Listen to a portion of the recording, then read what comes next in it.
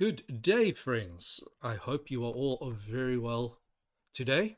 Welcome back to the channel, and I hope this day finds you all very well. And if not, then you have my sincerest condolences, and I hope it gets better soon. Right? We all have those rough days, don't we? So today I'm going to be talking about cognitive dissonance, and this video is a response specifically to two individuals, more so to one than the other. So there's a very popular and, in my opinion, very good channel called Testify. I forget the gentleman's name who, forgive me, the gentleman's name who runs that channels, but it's a Christian apologetics channel called Testify. Now, I stumbled upon this particular subject and was motivated to speak on it, primarily because he dealt with the issue, and his video was a response to another video by a gentleman, an atheist gentleman called Matthew Hartke, I believe is the pronunciation of the surname, Hartke, sort of thing. A very strange. I've never seen it that sort of spelling before, but nevertheless, and it is the atheist's belief that Christianity can be explained by cognitive dissonance, right, which is a psychological construct and theory within the realm of psychology, the psychological discipline. And Testify was then responding to this particular video, and his obviously he was saying, well, no, it does not, sort of thing. And in his video, and the reason why I want to respond to him as well, even though obviously I agree with him that cognitive dissonance does not explain Christianity, but because unfortunately my brother in Christ then applies the same error of thinking to the Millerite movement. Now, I am not going to defend the Millerite movement. I am not even going to defend the Seventh-day Adventist movement that stems from it. But what I'm going to endeavor to show is that both of them are mistaken in imagining that cognitive dissonance explains these things at all, right? Because primarily, because and so unlike these two individuals that are assessing, that are basically taking a tool out of the tool chest of the psychological discipline, they're taking it out of the psychological discipline, moving it over into the theological and philosophical discipline, and attempting to use that tool in that domain. And the fact of the matter is that that tool was not designed to be used in this way, which is why the whole entire thing is an utterly illegitimate and frankly stupid project to engage in at all, and shows that the individuals involved have absolutely no clue what they're talking about when it comes to applying the psychological discipline of any kind to attempting to assess the truth claims or the nature of any particular thing. Whilst it is an interesting sociological thing to look at, cognitive dissonance does not help you at all when it comes to the realm of Christian atheist apologetics and all of that sort of thing. And this is what I will endeavor to show, sort of thing. So essentially, to bring, obviously, we need to understand what is cognitive dissonance, even though at this point it's probably been, everyone's familiar with it because most of you would have watched these videos, I'm assuming. So cognitive dissonance essentially is what happens is a psychological state and is a psychological emotional state that a person experiences when they discover that two beliefs or a belief and an action don't congrue. So for example, I'm trying to be healthy. For example, I'm a vegan, but then I eat meat. I'm going to experience cognitive dissonance between my belief and my meat eating, sort of thing. So so the cognitive dissonance is a state in which two things do not work together. There's a lack of consonance, right, between my belief over here and my belief over here and my action over there, sort of thing, right? And so what it induces in the person is a state of emotional and psychological discomfort that then serves as the impetus for them to move from a state of dissonance, which is uncomfortable, over to a state of consonance where the person becomes comfortable, sort of thing. Now, the problem here, of course, is that first of all, right, is what was this thing designed to do in the first place? What is the praxis of psychology designed to do? Is it designed to adjudicate between two different worldviews? The fact of the matter is that it's not designed, that no psychological tool is in fact designed to do this at all. So to try and use any psychological tool, right, for that purpose is utterly illegitimate, and it shows that the individuals trying to do so are ignorant about what psychology is in fact intended to do. Psychology is meant to be value and worldview neutral. This is the purpose of psychology. So the cognitive dissonance, and so a lot of people like to applaud themselves and pat themselves on the back, because nowadays it is exceptionally fashionable for everyone and his dog under the sun to psychoanalyze everyone else, specifically the people that they disagree with. It has become absolutely fashionable. It is in fact a cottage industry on the internet. People that are dealing with personality, that want to talk about personality disorders. Narcissistic personality disorder is all the rage these days. Cognitive dissonance, and all of these terms get thrown around, and people set up massive channels talking about these things, and 90% of them are absolutely, utterly bloody clueless, because they go so far, and this is the problem, a little bit of knowledge makes a person dangerous rather than competent. And this is the thing, people go so far as to make themselves sound intelligent, make themselves sound like they know what they're talking about when they don't. Right. So cognitive dissonance, the discovery of cognitive dissonance, even though people like to pat themselves on the back and really make out like these discoveries are a big deal, sort of thing. Discovering cognitive dissonance is no more than discovering the fact that hunger makes you uncomfortable and is therefore the impetus for you to eat.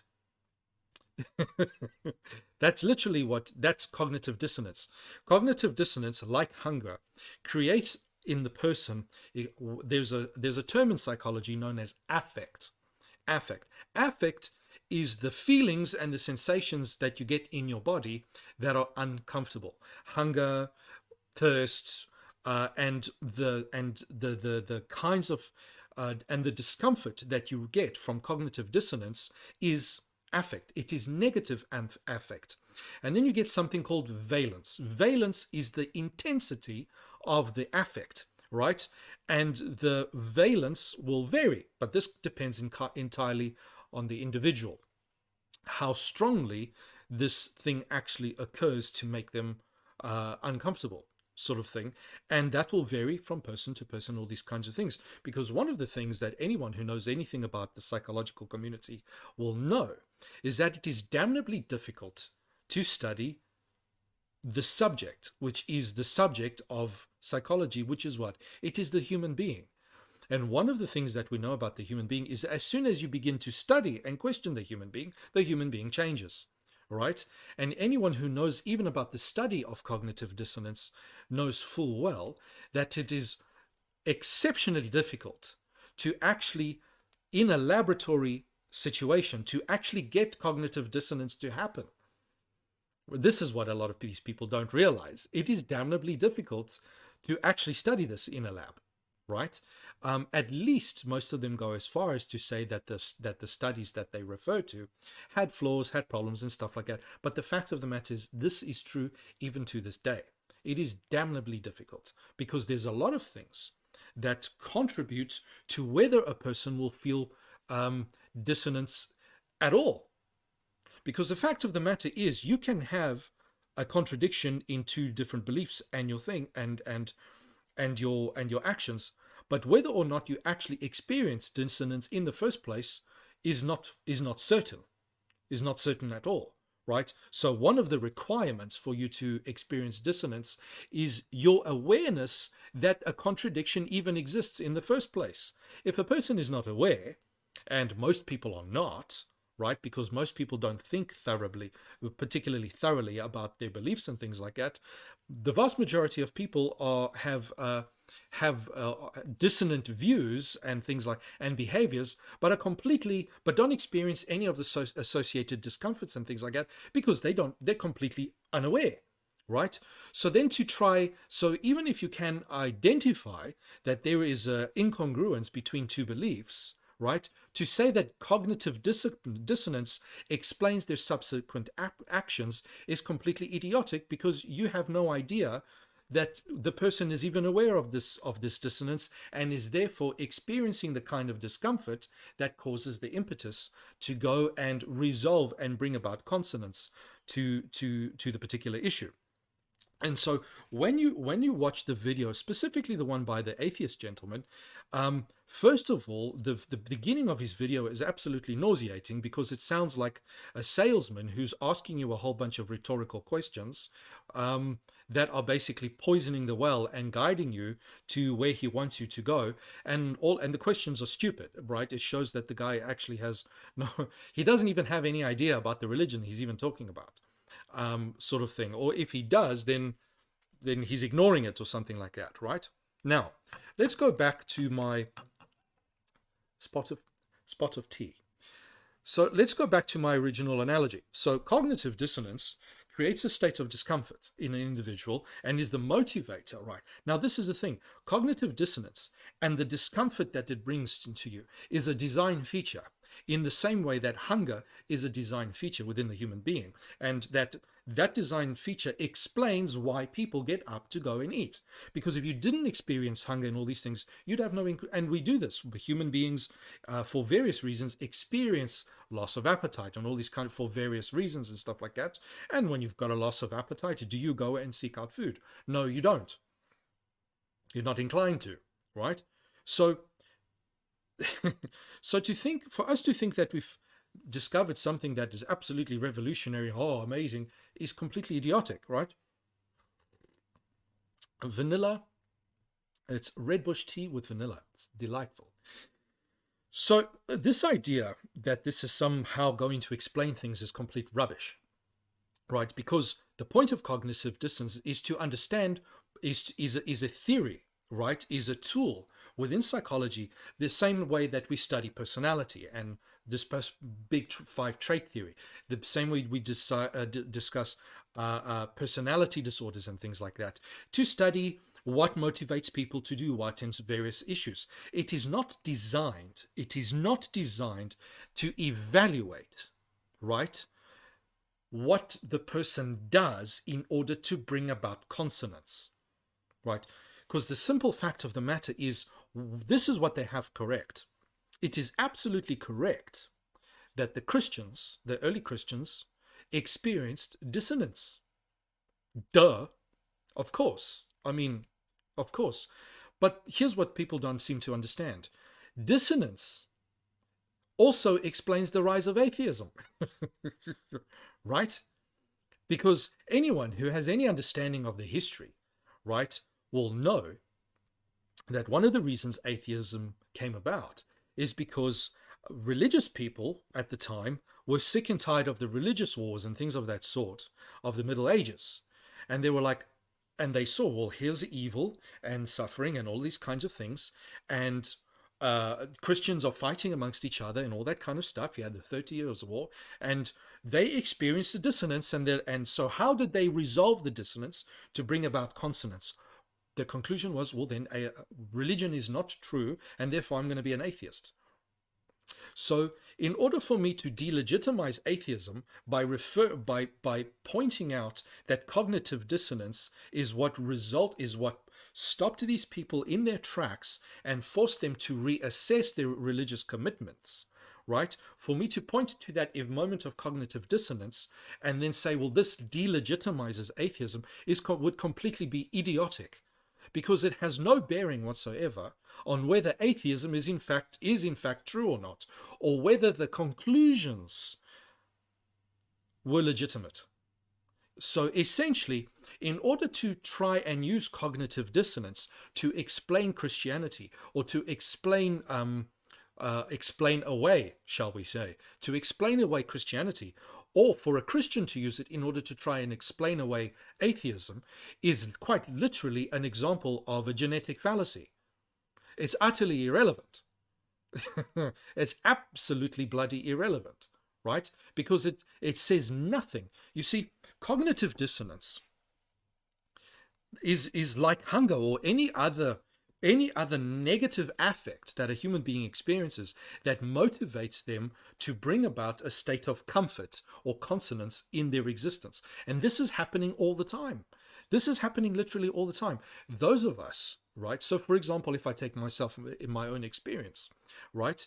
In my own personal experience at the moment, those of you who watched my last video will know that I'm currently moving from commitments to Protestantism over to commitments to Orthodoxy, the Eastern Orthodox. And does this produce dissonance? Of course it does. Of course it does. What I'm doing is I'm powering through the dissonance because I believe that the evidence warrants it. So, and let's say I was powering through the dissonance in order to rest my allegiances to atheism because I believe the atheist warrants it. And therefore, dissonance aside, I am eventually going to do away with that dissonance by fully immersing myself in atheism, and over time I will dispense with those inner habits that make me feel uncomfortable with atheism, and I will eventually, because every atheist that is honest will tell you that when they moved over, they would have experienced a bit of dissonance because, well, I was raised a Christian and I had all these commitments, and I had to sort of get over certain knee-jerk reactions because I was conditioned to behave in a certain way and stuff like that when I was a Christian, and I had to overcome these things. Then as an adult, I have some more. Then as an adult, right? Sort of thing. And so the atheist in that would say, wow, the fact that that the dissonance made the atheist aware, there's something wrong here. Therefore, I'm going to research, and then the research leads them to conclude, therefore, atheism, and then that brings about, then takes them from dissonance to consonance. They will say, well, then that's an admirable thing because they didn't allow their emotions to prevent them from reaching that conclusion, right? So there are a variety of different strategies that people can use to establish consonance, right? So here's what you can do, right? You can either change the behavior or the cognition, right? You can change it, which is what the atheist does. The atheist goes like from, especially the one that, well, I was a Christian.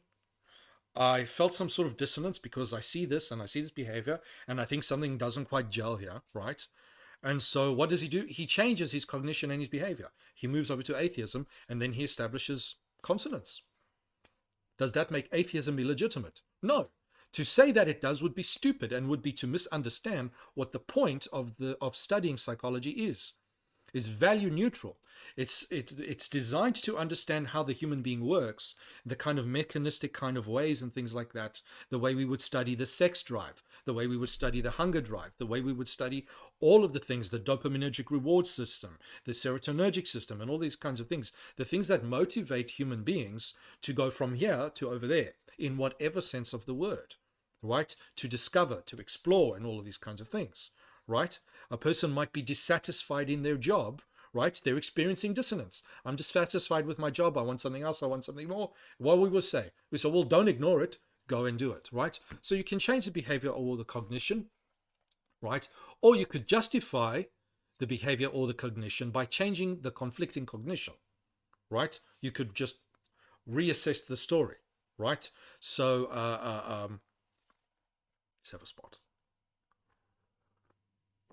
So let's use the analogy of a diet, right? Because this is neutral ground, right? Let's not talk about atheism or Christianity. I'm trying to go on a diet. So let's say I'm on a diet and I see a donut, right? That donut looks very nice, right? Sort of thing. So, and I'm experiencing dissonance, right? It's like, I want to be healthy, I want to exercise and want to lose weight, But man, this donut, right? And I'm experiencing dissonance between my belief that I want to exercise and this is bad for me and all that kind of stuff, and this damn donut that's over there that looks tasty and is calling my name, right? I can even hear it calling my name, right? Sort of thing.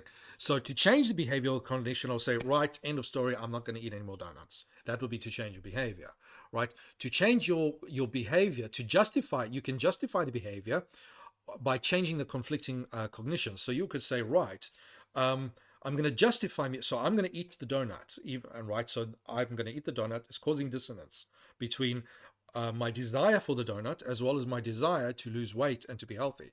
And so I change the cognition. I say, well, it's okay to cheat every now and then.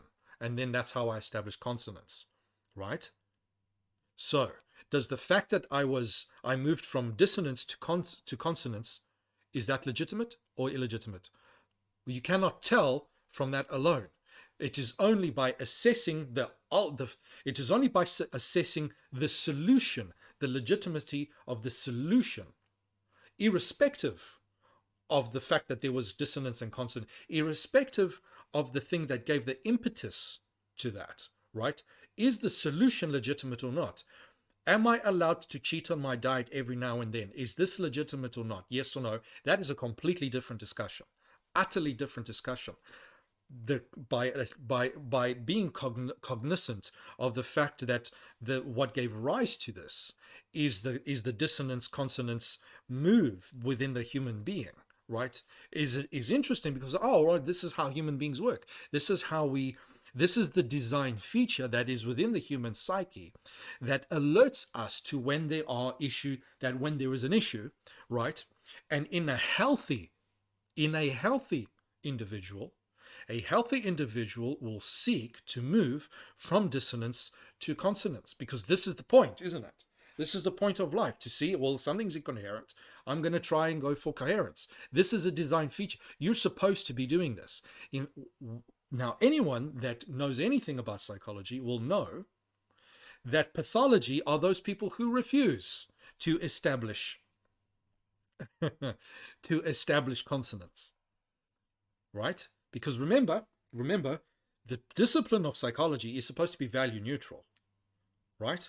So if you believe in aliens, I'm not allowed, as a psychologist, I'm not allowed to tell you at all. It is illegitimate for me to tell you that you're wrong or that you're a bad person, all these kinds of things. No, right? If I'm a therapist and I'm sitting in front of you and you're experiencing some sort of issue with this, I would encourage you, right? First of all, I would not believe you to have a disorder, right? Because a disorder pathology is something that interferes with the normal functions of your life, right? If what is going on is not interfering with your normal functions of life, right? Then the therapist has nothing to say to you, right? Do you have healthy relationships? Do you have a healthy work-life balance, or a balance that sits well with you, that is consonant with you, right? Do you have healthy relationships with your wife, with your children, with your family, all these kinds of things? If this is, then regardless of whatever belief system you establish in order to make all of this work, right? The fact that it works means that the psychologist no longer has anything to say to you. You're healthy, you're functioning, you're managing to achieve your goals, you're managing to do whatever it is, you're managing to live a happy and fulfilled life. The psychologist now has absolutely nothing to say to you. So to now use the tools of psychology to go and condemn someone's worldview is arrogance and stupidity of the highest order, because this is not what it's designed for, right? And so a lot of people, so let's take the LGBT movement, for example, right? What is the psychological community gone and done? It said, if transitioning brings the person to a state of consonance, right? So that they no longer feel depressed and miserable, then let them believe it. This is essentially what the psychological... Now, you can agree with that or not, is entirely up to you. But what I'm telling you, objectively speaking, the psychological community has said, what is the point of human living and all these kinds of things is to be happy, is to all these kinds of things, right? If the person transitioning can move over and live a legitimately happy life where they can work and where they're not constantly depressed, where they don't kill themselves, sort of thing, then allow them that belief. What the hell am I going to now tell them not to? You know what I'm saying? I'm going to fight with the individual. to force them. And this is the thing: we don't want our psychologists to be proselyters of a particular worldview. We don't want this, right? We have purposefully gone into the discipline to make it that way. Right? We don't want, if you're a Christian, or if you're an atheist, or for whatever, you don't want, let's say I'm a Christian and you're an atheist and you come to me for whatever. If I as a psychologist started to force my my Christianity on you, or if you were a Christian and I was an atheist psychologist and I was forcing my atheism on you, this would be considered illegitimate and I would be subject to discipline, because I'm not supposed to be forcing my values and my ethics and things like that on you at all. That is not what the function of psychology was designed to do. Right, so let's continue. Right, so you can justify the behavior or the cognition by changing the conflicting cognition. So you can say the conflicting cognition would be, I'm not allowed to eat donuts at all because I'm trying to diet. You can alter that and you can soften it. Say, I'm allowed, you can change the cognition. Say, I'm allowed to eat a donut every now and then. I'm allowed to have a cheat every now and then, right? So, or what happens is you can justify the behavior or the cognition by adding a new behavior. So the previous one lessened the cognition, so took the cognition, I'm not allowed to eat donuts at all, and softened it and said, well, I can cheat every now and then. This, the third step is you can add a different one. So say, well, I'm going to eat that donut, but I'm going to bring in a new cognition or a new behavior, which says, right, when I go to exercise, I will spend an extra 30 minutes. So I change the behavior in order to make that and be like, right, and then I establish harmony again, and now I feel better, sort of thing.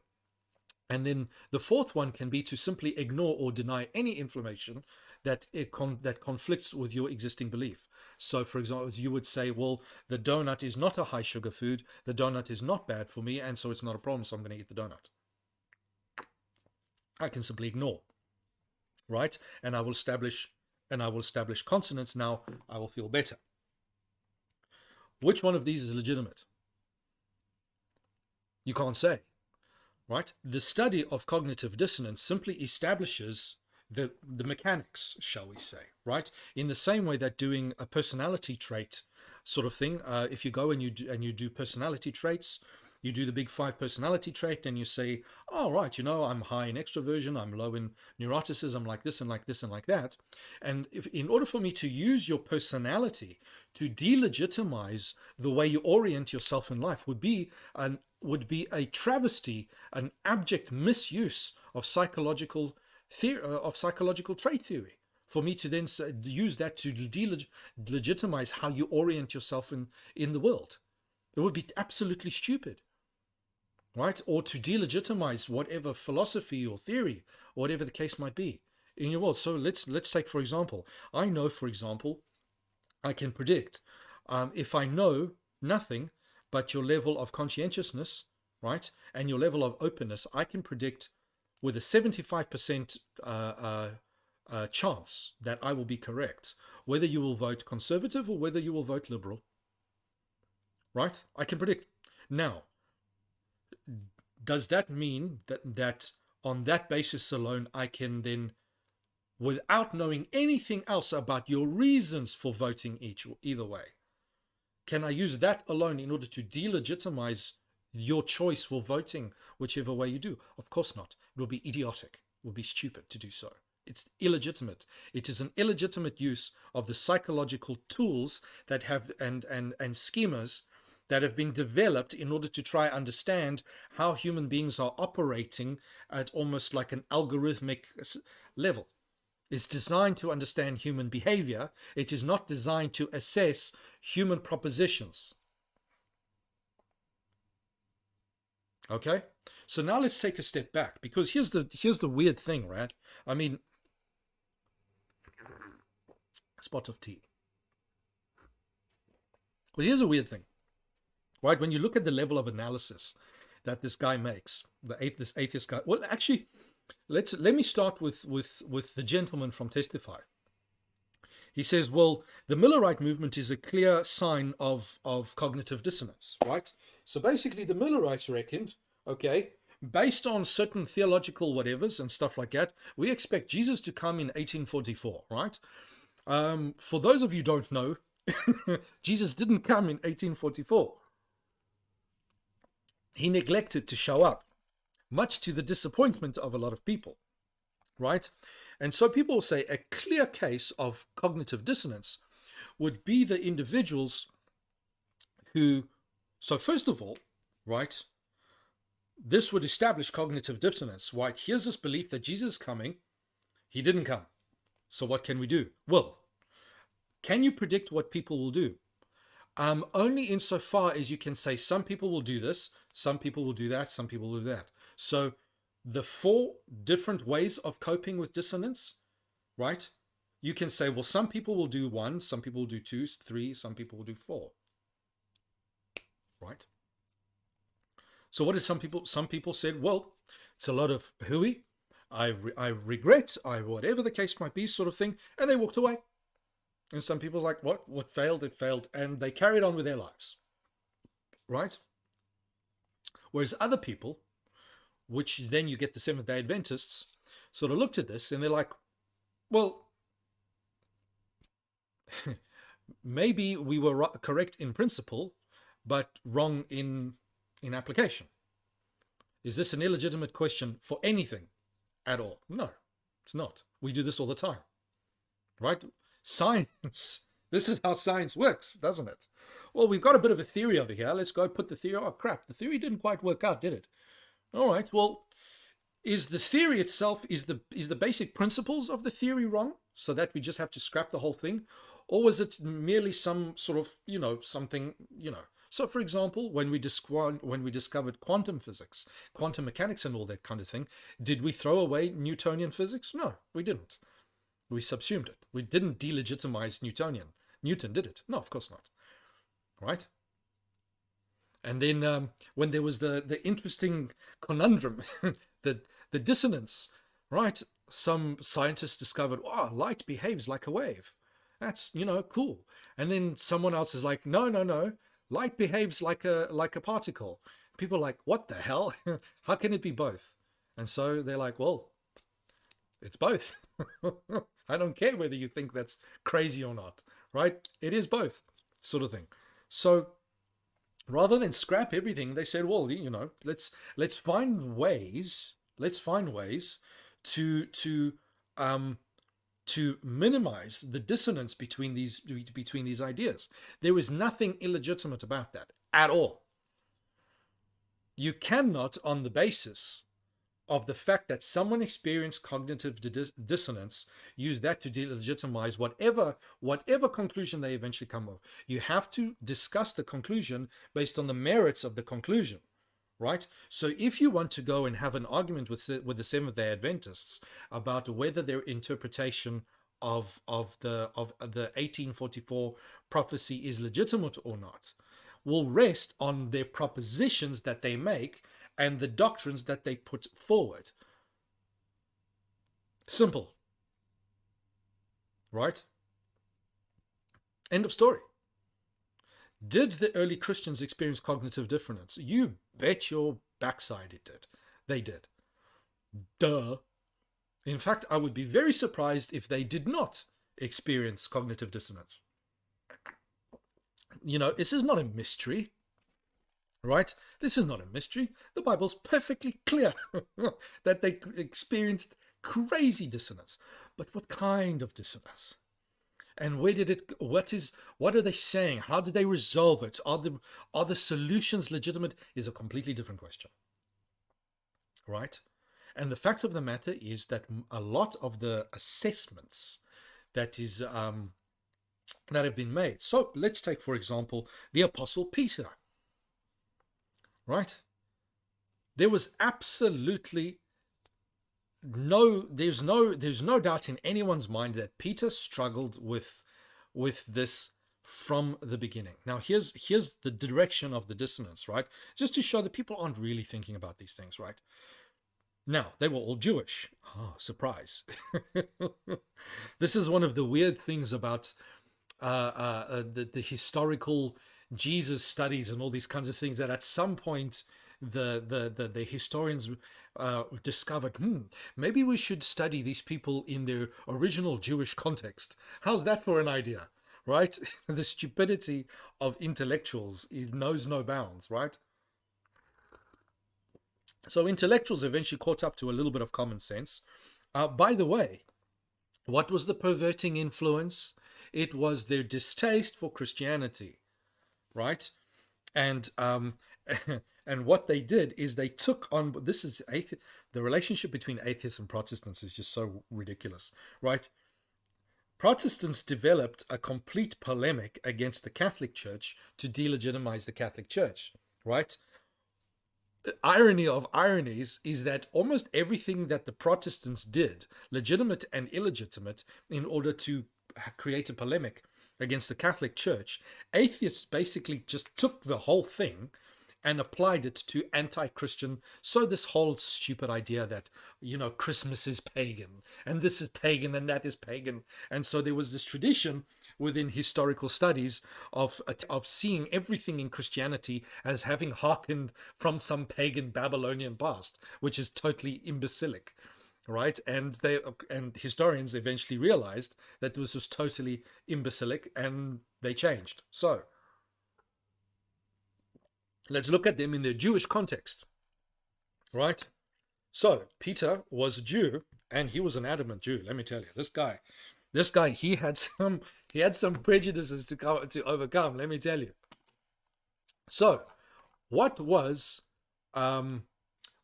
Peter's prior presupposition, or what was the presupposition of all of the 12 apostles, right?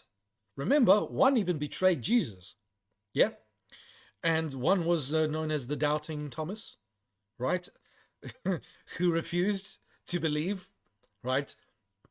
And this is the thing, atheists love to go on about cherry picking and how you need to do your research and all that kind of stuff. But man, this guy Matthew, I don't know what the hell he's doing, honestly, sort of thing, right? So here's Peter and Thomas and all of these guys and Paul. How does cognitive dissonance explain Paul? Paul was never one of the apostles at all. There was no reason whatsoever for Paul to believe in Christianity, to interpret Christianity the way he was a persecutor. Cognitive dissonance doesn't explain this. And he's one of the most prolific writers in the Bible, sort of thing.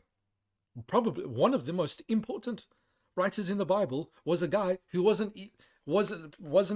had nothing to do, had no relationship with Jesus whatsoever. So this idea that these grief-stricken people, invented Christianity to resolve cognitive dissonance at the death of their Messiah, sort of thing, it doesn't apply to Paul, right? Not only does it not apply to Paul, but it doesn't apply to anyone. And here's the interesting thing. Cognitive dissonance might apply to the individual members who were present at that particular event. But it doesn't explain why, for example, why I would accept Christianity, or why anyone else would accept Christianity or reject Christianity. Doesn't explain it. Right? Because when you're dealing with human psychology, you assess the individual in his own context, in his own time, in his own place, with his own reasons and his own psychological landscape. And to imagine that you can make some sort of assessment with people that live over there is nonsense, right? A competent professional psychologist might be able to give you some interesting insights. But you think not some random atheist YouTuber, I can assure you. So, the prior commitment of these people was to the traditional Jewish view of the Messiah. Yeah? The traditional Jewish view of the Messiah. In fact, these guys had to battle cognitive dissonance while Jesus was still alive, because they just couldn't understand this bloke, right? He was teaching radically different things. Radically different things. And what, now his death is suddenly supposed to just overcome all of these issues? Come on, right? Because even after and we know this for a fact, right? Council of Jerusalem, We all know the Council of Jerusalem. Here is Peter and Paul. They come to loggerheads. Peter was still attempting to Judaize the Gentiles, wasn't he? He still had this tenacious commitment, bloody, that he didn't want to let go of. Circumcise. Circumcise the Gentiles, the heathen, the unwashed Gentiles, right? Circumcise them now. Right? And Peter also, he had a vision, didn't he? Had a vision from the Lord, right? Now, whether you believe he had a vision or not is irrelevant, right? But this is what it's saying. And when you're going to deal with there's another thing that atheists do, right? They read the thing. It's like, I'm going to just disregard this and disregard that and then interpret. It's like, no. If you're going to assess the story, you need to assess the story and everything it says. Otherwise, cherry picking. Yeah? Right. He has a vision. What does a vision do? Right? Here comes the sheep down with all these unclean animals. So he's still laboring under the traditional, what was the common Jewish view of things. And Jesus is dead now. Right? This is after, right? If I'm not completely squonky with my timelines here. Peter has his vision. And he's like, eat, unclean. And what does Peter say? Peter says, so you can see that the inclination to reinterpret his Judaism is not there. Peter says in his vision to Jesus, like, listen, I've never eaten anything unclean ever. I've never touched. And then Jesus is like, listen, don't call what I've made clean as unclean, sort of thing.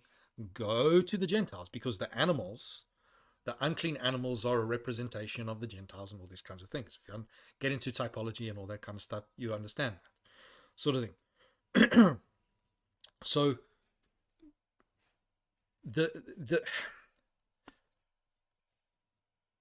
every single thing that we see about the apostles, right, shows that whatever was going on, they preferred the typical Jewish representation of the Messiah. And therefore a radical... So here's the thing. Christ dies. And man, our friend, our this and this and that sort of thing.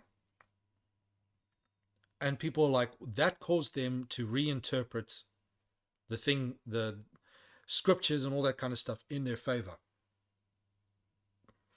If you assess these individuals in that time, looking at the personalities of the individuals involved and the tendencies of the individuals involved, people like Peter, people like Simon the Zealot, right? Simon the Zealot was a group of Jews who disliked the Romans to a violent degree. So for someone like that to give that up and accept what by comparison would be quite a pacifistic reinterpretation of his religion, what is the chances of that happening? Do you think that just because his mate dies, that there's any inclination there? So this is the thing. Any reasonable person looking at these people would say that they had no reason whatsoever to reinterpret because of a cognitive dissonance, right? Because they've literally lived in consistent cognitive dissonance for 3.5 years now, right? Peter even denies Christ 3 times as he's being crucified, denies him, right? It would have been much easier. It would have been a much easier move from dissonance to consonance if they had just said, you know what, we've been mistaken, we're going to just return to our old lives and live happily ever after. Right? Just, right? Here's an interesting thing. Again, let me introduce you. There are 4 theoretic paradigms of cognitive dissonance. They are belief disconfirmation, induced compliance, free choice, and effort justification. Maybe this will probably get a little bit too much beyond the remit of this video to get into it. But when you see this kind of social pressures and things like that that were being applied to the disciples and all these kinds of things, there is, if anyone at that moment were to predict that they would double down on their beliefs, sort of thing. Now, what the atheist gentleman does is he compares this situation to like some kooky people somewhere that had believed in aliens and all that kind of stuff. And so essentially the fallacy, or the fallacious, the activity that's going on here, not only by the atheist gentleman but by the Christian gentleman, is the assumption. Actually, no, sorry, the Christian gentleman doesn't do this. But what the atheist gentleman does is he assumes that the circumstance around the Millerites and the circumstance around the alien cult is the same context, the same situation as the one that the apostles, the disciples, found themselves under. And well, this is abject nonsense, sort of thing, right? Abject nonsense. The Millerites, for example, pay no cost to reinterpret their faith and then move into Seventh-day Adventists. There's no persecution going on, for one. There's no persecution at all, right? And at that time of the world, there was so much revivalism and all that kind of stuff, and a lot of motions and a lot of things going on within Christendom, within Protestantism, sort of thing. A lot of new things, a lot of movement and stuff going on. They paid no cost to reinterpret their thing. There was no persecution. There was nothing like that at all. Sort of thing. The way the apostles were under, where they were beaten. Let me actually just bring this one. Induced compliance, sort of thing. So if a person is forced to comply, they're more likely to acquiesce to what they've been forced to do as a method of bringing in cognitive dissonance, of remedying cognitive dissonance, right? So here's the interesting thing. The Protestants were not forced to believe in Christianity. There was nothing forcing them at all to believe in Christianity in the new interpretation, or the new interpretation of Judaism. But there was a lot of force to make them to capitulate to the traditional Jewish interpretation of things. And induced compliance means that it would have been much more likely for these guys to simply comply with the social pressure, with the extreme, right? Remember what we're talking about Paul. Paul was a persecutor. He was literally killing people for being Christian, condemning them to death, right? Something for which later he felt much regret, right? And again, even there, right, Paul eventually came to a place of cognitive dissonance, because he's like, man, I used to kill people.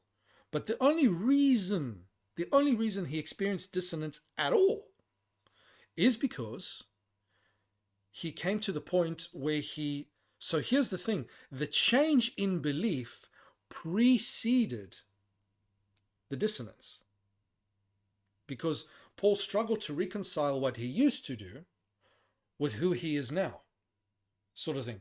And the only reason that exists now is because a change in the belief already... So the change in the belief was not caused by the dissonance. The dissonance was caused by the change in the belief. So for Paul, it was literally the other way around. Right? Where because of the change in his belief, he felt very guilty for persecuting and killing and condemning people to death, sort of thing. So to say that the one necessarily that the chain of causality goes from one way to the other, or in the other direction, again, this is simple. This is pure speculation. This is So, and as far as I can tell, this atheist gentleman, he really behaves like he's, because I didn't just watch the video that he made that is part of the subject, but another video of his where he's being interviewed by someone else who also has thinks that he's come to a revelation.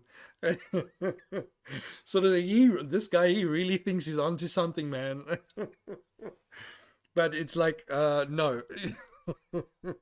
The whole the only thing the poor guy is doing is just showing how little he understands about the praxis of psychology and the purpose of what these things are designed to be able to tell and not be able to tell, sort of thing. No. Right. And so where I would like to caution my Christian friend, right, from Testify. He's a good man. He's a good man. So I'm not trying to be funny or anything. He's a good man, and I would recommend everyone subscribe to his channel, right? Because he's got really good material, sort of thing. But he then falls into the same trap by dismissing the Seventh-day Adventists by cognitive dissonance, and therefore they're foolish, sort of thing. Because the fact of the matter is, if you look at the Seventh-day, again, I'm not defending, I'm not whatever sort of thing, right? The fact of the matter is, the Seventh-day Adventists, what they did is they took the same prophecy. So most Christians don't realize this, so much for Christian faithfulness and all that sort of thing. There is a 2,500 year, there's a prophecy, there's a timeline.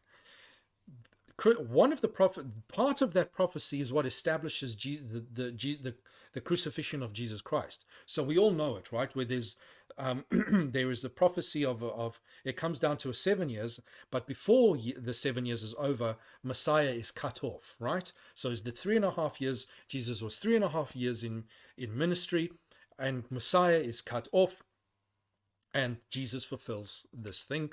And then 3.5 years later, so there was a 7-year period, and then 3.5 years later, this was the stoning of Stephen, and then the message went to the Gentiles, because Jesus said, first go to the lost children of Israel, try your best there before. So even at his death, Jesus did not abandon or divorce Israel, still gave them a chance for 3.5 years.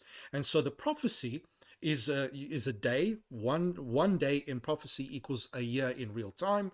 And all Christians, all Protestants, used this calculation to calculate not only to establish that Jesus was in fact the Messiah, but they use it also to establish that the papacy is the beast of Revelation, sort of thing. This time prophecy that the papacy and the Pope is the Antichrist, and Protestants were unanimous.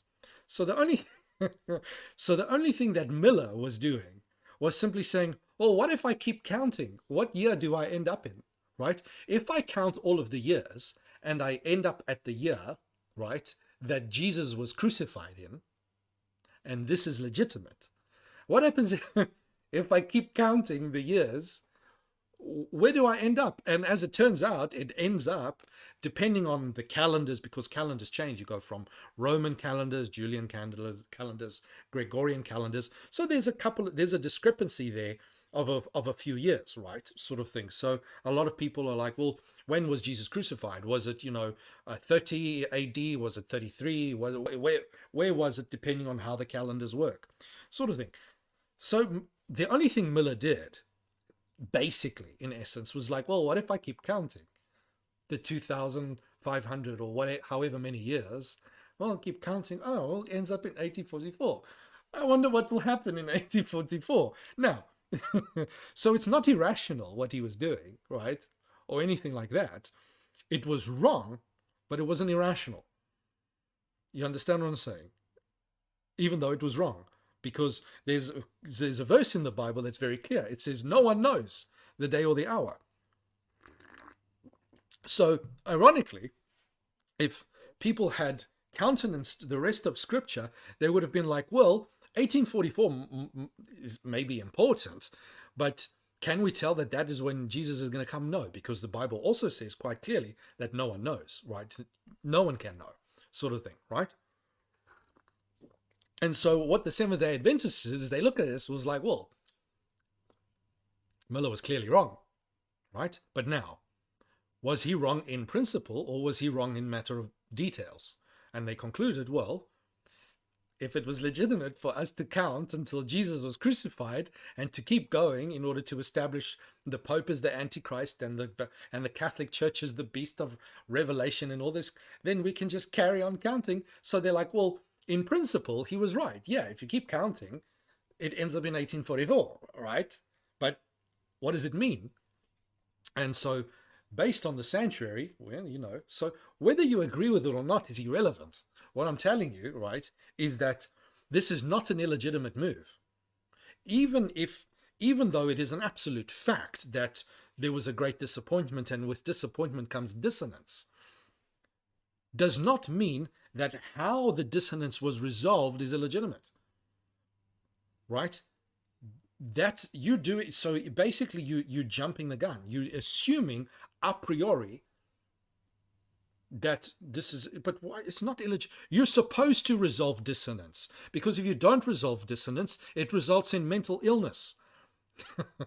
Hello, right? Mental illnesses of dissonance are all over the place in the literature. Narcissists and borderlines and all these kinds of things, trauma and all that sort of thing, right? And it is just self-evident that atheism itself as well is a result of dissonance. What do you think the argument from evil is? The atheists are like, well, here I've got proposition God. Here I've got proposition evil in the world, right? I feel cognitive dissonance, and therefore I think because I believe, let's say, and this is why some Christians will leave, right? This is why I left Christianity. I looked at Christianity, right? I'm like, well, it says God is wonderful and la-di-da, but also all is evil and suffering. And so I experienced cognitive dissonance. How did I resolve my cognitive dissonance? I abandoned, so I chose to abandon Christianity. That was my path. That is how I resolved the dissonance in my life at that point. Was the move legitimate or not? Who cares? You can't tell by the dissonance, right? So I moved from there. And then I continued to investigate this and I investigate that, and I eventually became back to Christianity because I realized, right, that the existence of evil is not dissonant with Christianity because Christianity accounts for it. And it is not ad hoc. It's been there since the beginning. It's called the doctrine of sin, right? Even the Jews had it, and so on and so forth. And I realized, okay, well, I was wrong by thinking that evil disqualifies the Bible. At which point I experienced dissonance again. Well, now I'm an atheist, sort of thing. And I became an atheist because, because of my dissonance between the reality of suffering and evil, and my life was not easy, was not particularly good life as well, sort of thing. Christianity's done nothing for me. It's done nothing for my family, which is broken up, and I've been abandoned, and sort of thing. To hell with Christianity, right? And now I'm realizing, now that I'm later and I'm a little bit more dispassionate, I realize, well, hang on. Turns out Christianity is actually not incompatible with the fact that life sucks sometimes. Now I experience cognitive dissonance again, because my atheism relied on this belief. So what could I have done? I could have done one of two things. I could have doubled down like a good atheist and said, well, no, it does explain. Or, I could have ignored the fact that Christianity does in fact account for evil and expects evil. I could have ignored that, which is what some atheists do, which is, so so this is the problem with psychologizing your opponent, essentially, right? Because the toolkit of psychology cuts both ways. And it's illegitimate to use it in this way, right? Atheists exhibited cognitive dissonance all the time. All the time. The problem of evil is literally an argument from the dissonance between the concept of God and the reality of evil, which is why some atheists cannot accept the concept. So which one do they give up? Right? Because the atheist has got a pre-commitment to atheism, he will then marshal literally every single thing he has in his intellectual and emotional arsenal to then reject Christianity. Here's the thing. Despite the fact that on atheism there is no such thing as good as evil and evil. You want a cognitively dissonant worldview? Try atheism. Right? Try atheism. Right? Here's a spectacular example of atheist cognitive dissonance. Right? For ages, atheists have been like, we're scientific. Right? We're the cool ones, man. We're scientific and you're not scientific. Right? You unscientific people. Right? And evidence that atheism is evidence-based and scientific. Right? Most scientists are atheists. We claim science for ourselves. Right? Then comes 2015. 2015, ladies and gentlemen, was the year. Forgive me if I'm laughing too much, but if I don't laugh, I'm gonna cry, or I'm gonna throw something, because the whole thing is so stupid, right? I promise you, there is only legitimate tea in here. There's no funny business. 2015 was the year of the great reproducibility crisis. Now, isn't it a stroke of irony, that you'd have a reproducibility crisis, right? And the abject corruption of the scientific establishment at a point in history where science is more atheistic and secular than it's ever been in its entire life. Ever. For those of you that don't know, the reproducibility crisis was a realization, right, that half of all scientific papers, at least, and depending on the scientific discipline, it was much more than half of all peer-reviewed scientific papers. But half, if you averaged it out, of all scientific peer-reviewed papers could not be reproduced. Meaning that in 2015, we realized that science was about as useful as flipping a coin to decide in order to decide what truth is, right? So much for atheists being the bastion of truth and whatever the bloody hell it is that they think they are, right? And cognitive dissonance, did this change their mind? No, it didn't change.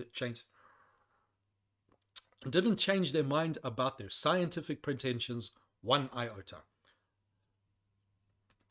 Because in that year, despite the fact that atheists have successfully annihilated science, completely wrecked it to pieces, right? They still imagine that it is religion that is a problem for science and not atheism. Never mind that Christians literally invented science. Right? And have you not seen the cognitive dissonance? Right? I mean, look at someone like Richard Dawkins, who seems incapable of understanding why intelligent people believe in God. Have you seen how someone like Richard Dawkins literally short circuits when he's trying to figure out how can intelligent people believe in God, right? And this is the thing.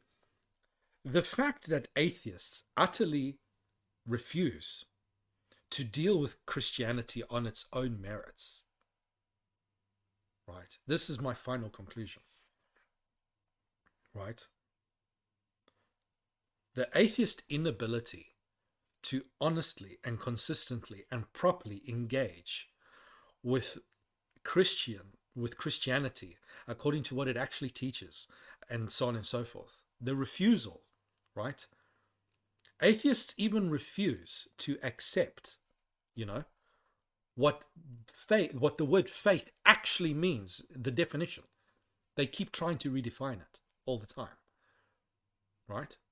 It's because they themselves are often laboring under cognitive dissonance, because they are incapable, because they've got their heads so far up their intellectual backsides, right, that they are incapable of dealing with the fact, because they've convinced themselves that you can only believe in religion if you're an idiot. Then as soon as someone intelligent comes along, they have no ability to cope with this other than to psychologize their opponents. And this is what atheists do all the time. Rather than engage with Christians intellectually, they have to back off and they have to try and psychologize their opponents. Well, you must be dishonest then. Right? Every Christian apologist will know this accusation. Oh, you're just dishonest. I've experienced it, right? I once told an atheist, well, I did used to be an atheist, so I do have some sympathies for the atheist experience and all that sort of thing. And he couldn't believe it. Well, then you couldn't have been a real atheist if you changed your mind, right? No true Scotsman fallacy. Cognitive dissonance is everywhere. And if you want to use the theory of cognitive dissonance in an utterly inappropriate, promiscuous, uninformed way that this gentleman does, then guess what? Cognitive dissonance explains everything. And guess what? Something that explains everything explains nothing, ladies and gentlemen. And with that being said, I thank you all for your time, and stop listening to these dumb atheists. Please, right? Yeah.